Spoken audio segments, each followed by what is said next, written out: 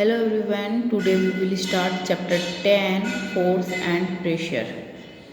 You must have experienced that to do different things like lifting your bag, school bag, opening a door, squeeze a tube of toothpaste, kicking a football, you have to apply force.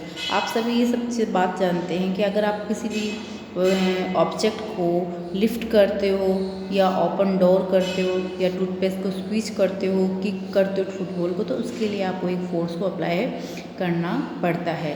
We have require force to move, to change speed, direction and shape. अगर हमें किसी भी object की speed, direction और shape change करना हो तो हमें किसको रिक्वायर होती है, किसकी रिक्वायर होती है? फोर्स की रिक्वायरमेंट होती है. फोर्स, तो फोर्स क्या है? फोर्स इज ए पुश और pull acting on a body which change it state of rest और मोशन. फोर्स जो है किसी वस्तु को खींचना और धक्का देना है किसी भी ऑब्जेक्ट के ऊपर, जिससे उस वस्तु को हम क्या कर सकते हैं? या तो रेस्ट में कर सकते हैं या फिर मोशन में कर सकते हैं. The force applied on object can be large और स्मॉल. लगाया गया फोर्स जो है वो लार्ज भी हो सकता है और स्मॉल भी हो सकता है. The strength of the force is expressed by its magnitude. किसी भी फोर्स को आप शो कर सकते हो उसके मैग्नीट्यूड पे, यानी कितना आप फोर्स उस पर लगा रहे हैं. ठीक है. Force is denoted by capital F and its unit is Newton. And इसकी जो फोर्स को हम कैसे लिखते हैं? कैपिटल F से. ठीक है. Two object must interact with each other for force to act. अगर आप दो किसी भी वस्तु को इंटरेक्ट करते हो, रगड़ते हो, तो उनके बीच में क्या वर्क करता है? फोर्स वर्क करता है. Example, the door of your room will not open unless you apply force on it to pull और पुश विथ योर हैंड. कोई भी अगर आप अपने रूम का डोर ओपन करते हो तो जब तक उसके ऊपर कोई फोर्स नहीं अप्लाई करोगे वो ओपन नहीं होगा. There is interaction between the door handle and your hand. यानी यहाँ पे इंटरेक्शन किसके बीच में हो रहा है? डोर के हैंडल और आपके हाथ के बीच में. When you ride A bicycle it move when you apply force in it pedal with your feet. जब आप अपने फीट से पैडल के ऊपर फोर्स लगाते हो तब बाइसिकल जो होती है वो क्या करती है? राइड करती है. There is interaction between your feet and the pedal. तो यहाँ इंटरेक्शन हो रहा है आपके फीट के बीच में और पैडल के बीच में. तो कुल मिला के फोर्स क्या है? फोर्स है जब दो ऑब्जेक्ट के बीच में क्या होता है? इंटरेक्ट होता है, तब फोर्स अप्लाई होता है. Resultant force. The single force which act on a body to produce the same effect on the done by all the force collectively is called resultant force. जब कोई सिंगल फोर्स किसी body के ऊपर लगाया जाता है, एक्ट किया जाता है, तो उससे प्रोड्यूस होने वाला सेम इफेक्ट का सेम इक्वल इफेक्ट वाला ही क्या होता है? इस पर वर्क उसे कंप्लीट डन होता है.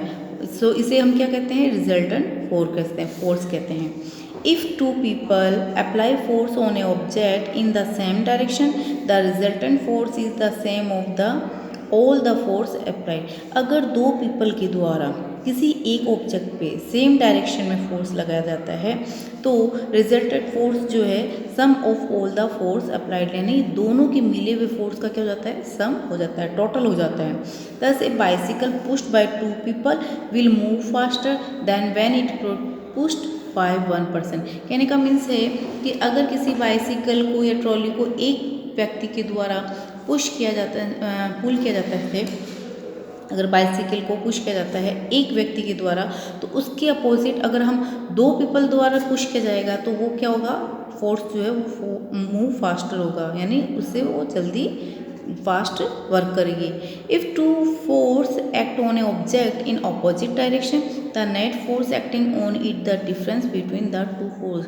अगर किसी ऑब्जेक्ट के ऊपर लगाया गया फोर्स अपोजिट डायरेक्शन में हो, यानी एक इधर से होगा और एक इस साइड से होगा, तो इस तरह से दोनों फोर्स में क्या होगा? डिफरेंस होगा. अगर एक ही डायरेक्शन में लगाया गया फोर्स होगा तो दोनों फोर्स क्या हो जाएंगे? प्लस हो जाएंगे. लेकिन वो अपोजिट डायरेक्शन में अगर लगाया गया है तो उन दोनों फोर्स में क्या होगा? डिफरेंस होगा. If an object is acted upon the by equal force along the same line, अगर एक ही डायरेक्शन में इक्वल फोर्स अगर लगाया जाता है तो वो फोर्स जो होगा क्या होगा, एक्ट किया गया फोर्स इक्वल होगा। बट अपोजिट डायरेक्शन में अगर फोर्स लगाया जा रहा है resultant for object will be zero.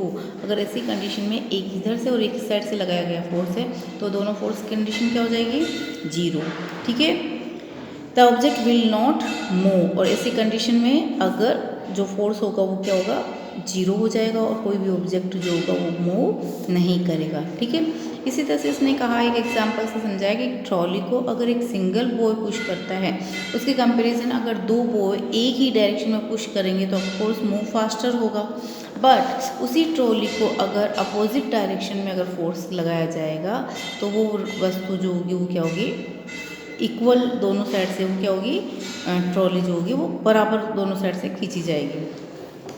इसी का एक एग्जाम्पल दे रखा है, two boy pull a rope from two end with a force equal to 15 find the resultant force. अगर दो बच्चे जो है किसी भी वस्तु को, रोप को क्या कर रहे हैं, पुल यानी खींचते हैं, कितने वेट से, 15 न्यूटन के फोर्स से अगर खींचते हैं तो रिजल्ट फोर्स क्या होगा, 50 इधर से हो गया और 50 इस साइड से हो गया, इक्वल फोर्स हो तो दोनों 50 माइनस 50 क्या हो जाएगा, जीरो, यानी लगा हुआ फोर्स क्या हो जाएगा, दोनों साइड से जीरो हो जाएगा। ठीक है, श्याम और Arun apply a force 100 Newton और 50 न्यूटन।